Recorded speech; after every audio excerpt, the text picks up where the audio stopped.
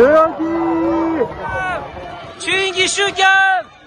Tarin de Paris ki minde ta puda pomo ki jebi ki tanda tendu sura dina lo lebi gala chochi le minde ta ngaranzo ki diri pomo Choeying Kyi kombi gala sembate kibo choya chochi ne sembate salala doje cho ta nimachi wa ngaranzo diri ki ta chi semi ki ta zede ba denzo de gyagal chimbu ki da gi wala wa de yin slam ta dinje ki tendu che ki nimachi shawa sho so melam che gai